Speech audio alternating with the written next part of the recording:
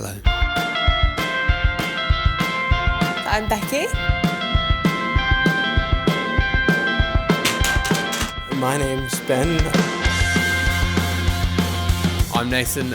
I study maths and physics at Warwick University. I'm a student. I'm studying theology and youth work at Regent's Bible College. I'm a uni student from Florida. I'm studying international business. So I'm doing this road trip with Nathan and Ben. We're travelling around the UK. We're meeting People from a whole different range of perspectives, Who are within the Methodist tradition. talking about a range of challenging issues. I feel like we just don't chat about them in church enough. I've got these questions about what I believe. So anyone who's just looking to find out more, this should be really helpful. It's going to be one heck of a ride.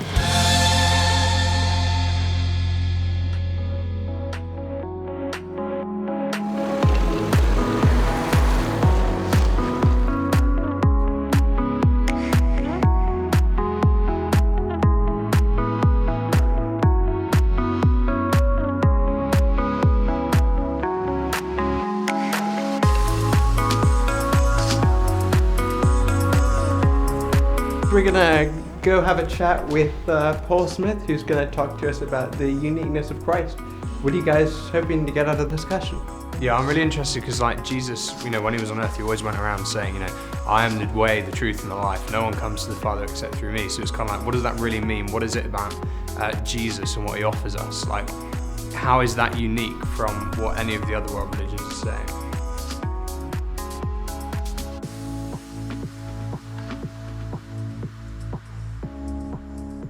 Paul Smith. Hello. We're so glad to have you today. I think a good place to start would be to talk about the message of Jesus. What makes that unique? The kind of things that Jesus said in his culture were absolutely revolutionary. Whoever heard of turning the other cheek? For goodness sake, that's not the way the world does it, really, is it? Yeah. Or if somebody asks for this bit, you give them a bit more. Well, it's just crazy. So I guess that's a good place to move on to the person of Jesus. Yes. And what about the virgin birth? The biblical writers clearly want us to understand this birth was the result of a bringing together of human nature and divine nature. He is both all the time. The God-man. The God-man. You see, that's really important because it helps us understand that God feels pain. So God can empathise with suffering. He doesn't just kind of sit up in the sky and say, oh, look, you're suffering. But he says, I've been through it myself. Yeah, that's right. Because of Jesus, I know what God is like. It's not about speculation on my part. It's about what God's revealed about himself to me. A historical person. In a historical person. He was real. He was just as real as you and you. A real person. And we've got to come to a decision about who this guy really was. Now, if he is God, then we know that the creator of the universe is like a dusty-footed carpenter sitting a child on his knee. If Jesus is God, I know that he knows what I'm going through. As the writer of Hebrews says, tempted in every respect, like as we are. Did the resurrection happen? You really do need to sit down and weigh the evidence. For example, the tomb was empty, so the body had gone. If the Jews had taken it, all they needed to do to discredit the Christian faith was to produce the body. If the Romans had taken it, all they needed to do was to reveal the body. If the disciples had took it, you're asking me to believe that all those people laid down their life for something that they knew to be a lie. So if you don't believe in the resurrection, you've got to come to a reasonable explanation of where the body is. If the resurrection is true and there's evidence for it, well, what does that mean? So how do I know that the cross works?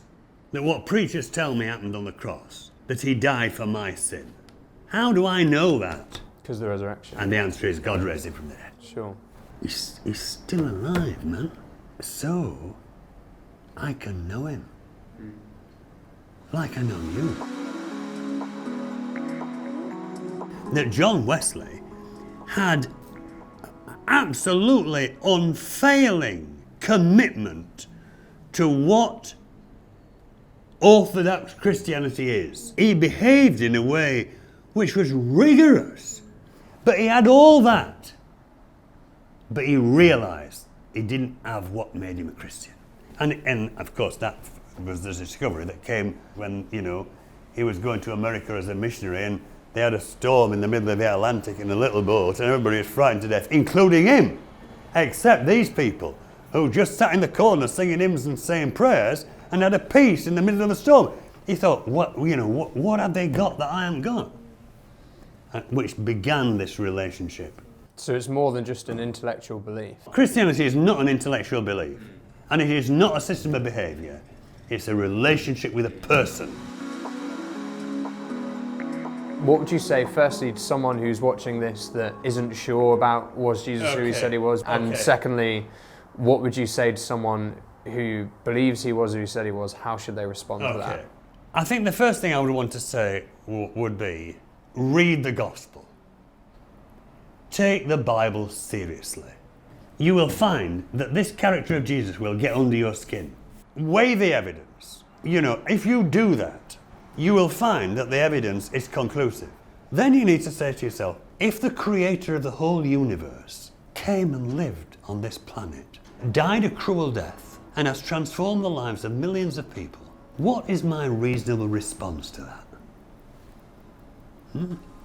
Thank you for coming in and talking to us about the uniqueness of Christ.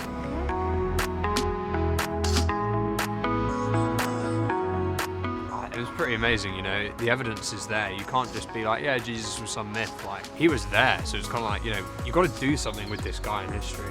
I really like what he was saying as well about even though there's all the evidence for Jesus and all these things, it's not, Christianity is not an intellectual understanding, it's a relationship. Yeah, once you've come to the conclusion, Jesus exists, it's like, well, you have to actually respond to that in relationship.